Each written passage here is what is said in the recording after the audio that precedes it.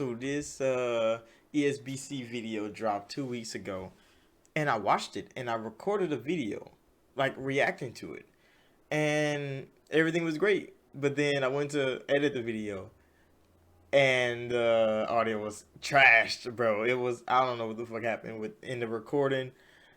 It was trash. So I threw it away, and then I had all this shit to do, and I forgot to remake the fucking video, bro. So when I was looking, and I'm like, wait, where did my video go for ESBC? It was gone. I forgot. I threw it away because because my audio was trash. So hopefully this one is a lot better. We're about to watch this video, and I'm just about to talk about some things that they talk about. And again, I can't really react to it now because I've already seen it. So I can kind of do like a breakdown of it, maybe. Who knows? Let's get into the video. So make sure you hit that like button, subscribe. We've been waiting on the update for this game for months, and this was the first thing they dropped in months, bro. And there's another update, but they say some things in this that we really need to talk about as fans of boxing games and of boxing in general. Hey Fight fans, this is Will Kinsler from the team at Steel City Interactive. You might recognize me as Rackzilla if you're on our Discord server. I'm the Director of Global Communications at SCI. 7,000 people in that what we've Discord. been up to lately with ESBC development. That's not a lot. Today we're going to talk about camera angles, improvement to punches, inside fighting, and more. Let's jump into it. That's right. We're opening up with this modern classic matchup between Tyson Fury and Deontay Wilder, who you're seeing in the ring together in ESBC for the very first time. I mean, so this looks pretty good. Is it in 4K? No, it's in 1080p. It's only in 1080p. Okay. So I can't put it at 4K. Because it looks kind of blurry when they're moving. So I tried to like up the res so I can actually fucking see it. But it's in 1080p. So we're going to keep it in 1080p. But it looks like his arm is clipping through his chest right there. And I was like, why does it look like that?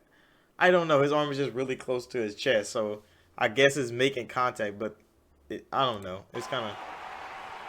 It looks just kind of weird. Just from the angle, see, probably. We've got a variety of camera angles in the works. There's a wide-angle view that shows all the action for those of you who want to see as much as possible.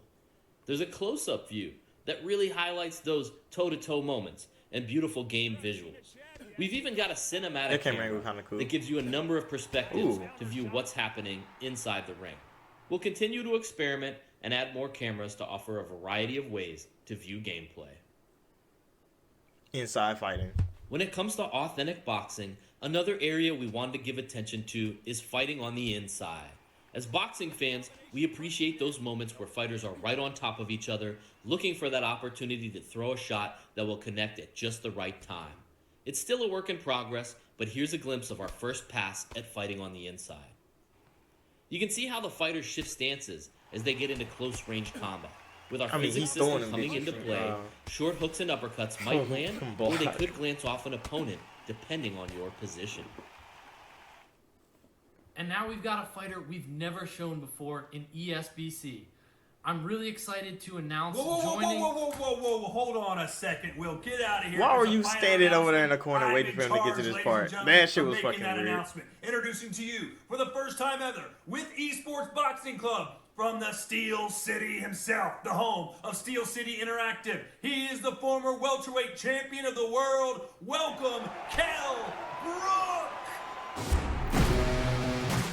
Yeah, they announced another fighter.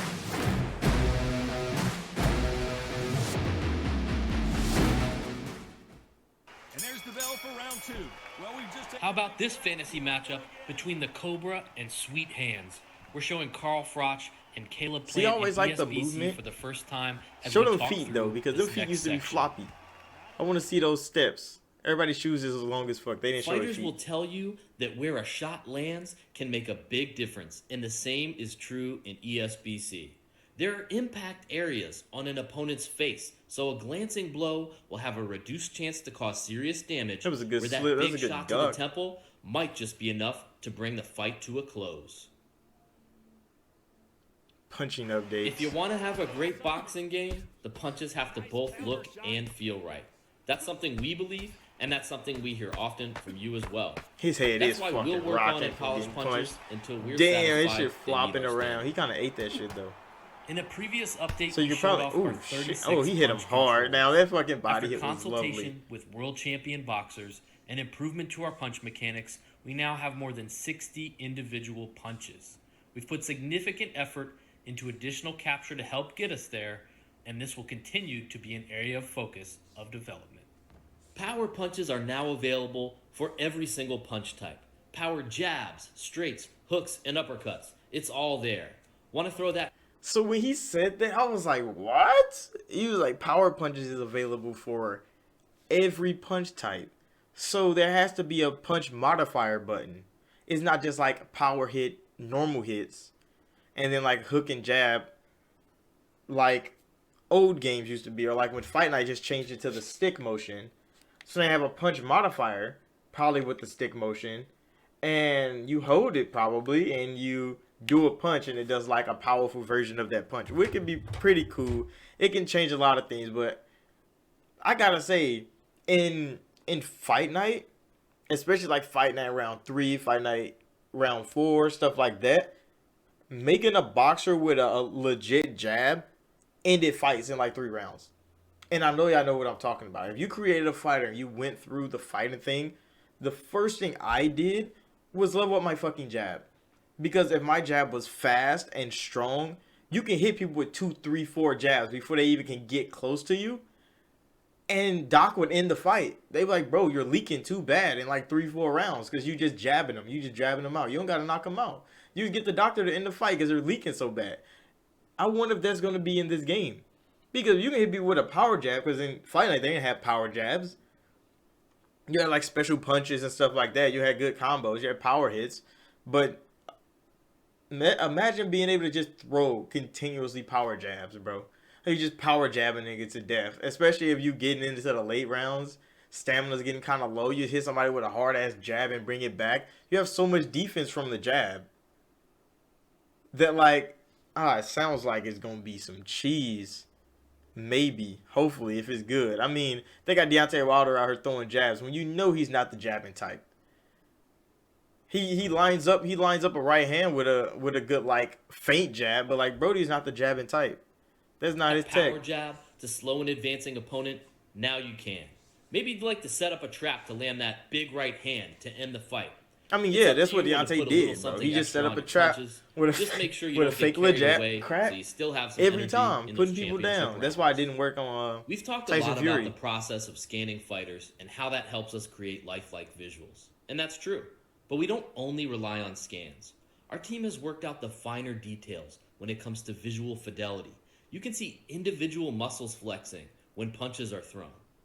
There's real-time body and facial deformation when impactful punches land. Real-time body We and believe facial these are deformation. difference makers When he when said it that, comes I'm like, I creating want to an see immersive it though. They boxing didn't show nobody experience, injured and it's important to us to take the time to touch on because these this is the areas. second round.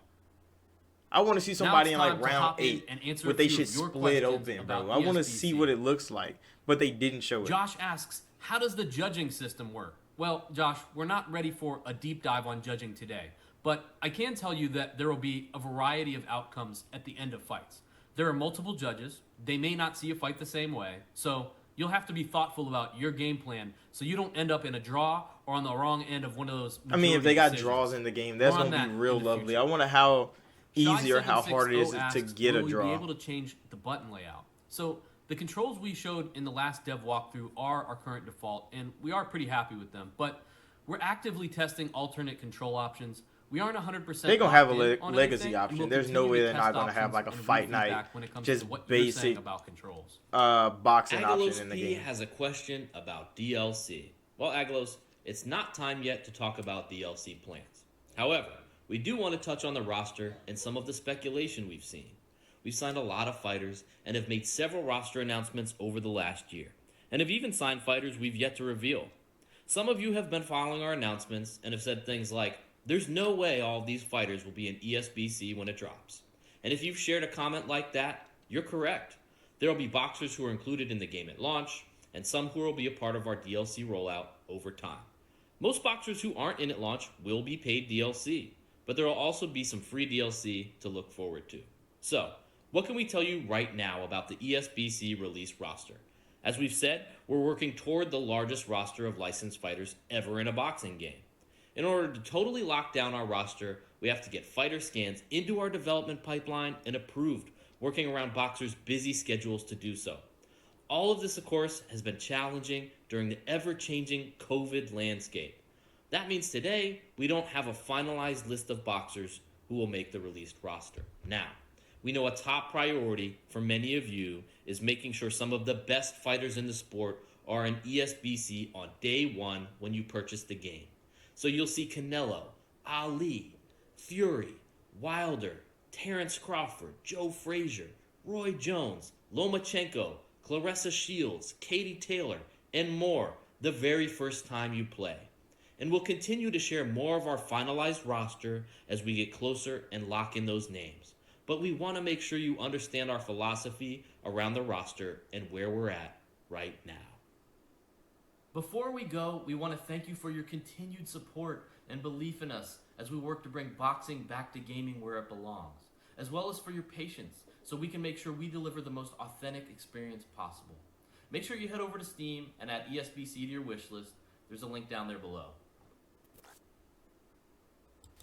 And that was the update video. I mean, it wasn't bad, but they didn't have a lot for us. They talked about the roster, which when I first heard it, I'm like, why didn't y'all just make the roster first and then sign more fighters to be DLC?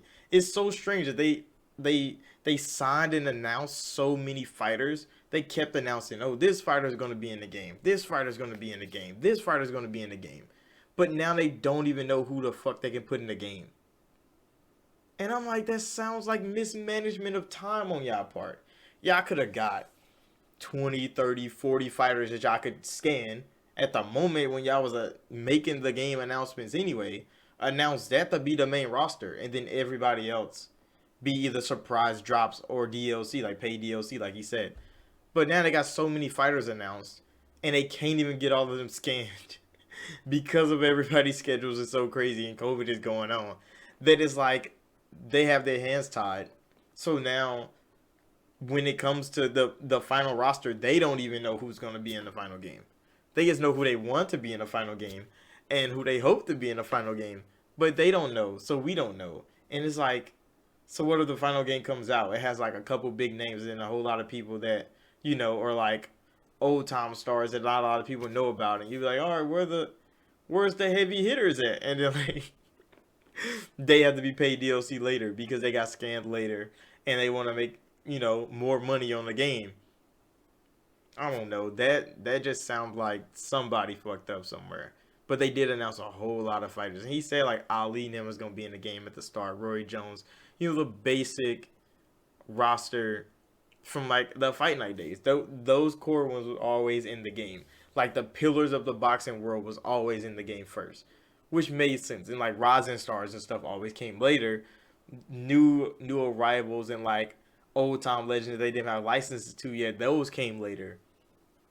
But they got a whole lot of licenses real fast, but not a whole lot of character models because they can't get them scanned in the game. So I don't know where that leaves them. They not really gonna tell us where they leave them. Then he said go to the Steam page. The Steam page is still blank, bro. I still got that bitch wish list from 6 months ago. Nothing has been added to the Steam page. So nobody needs to go to the Steam page, bro. Like it said it was gonna be like a test for the game coming out, and that never came. It never came, but they do got a Discord. I might join it. I don't like using Discord that much, except for like communicating with people. I don't want to be in a server with a whole lot of ESBC fans just not doing shit. Because I'm like, I want to play the game, bro. I don't really care about the development cycle of the game. I just want to see the game in action. And then I want to play that bitch. But we're going to have to get there when we get there. So let me know what y'all think about this down below. Thank y'all for watching. Like, subscribe if you're new. What did y'all think of the update? Was it enough for the months of silence that they had? Let me know down below. And I'll see y'all in the next video.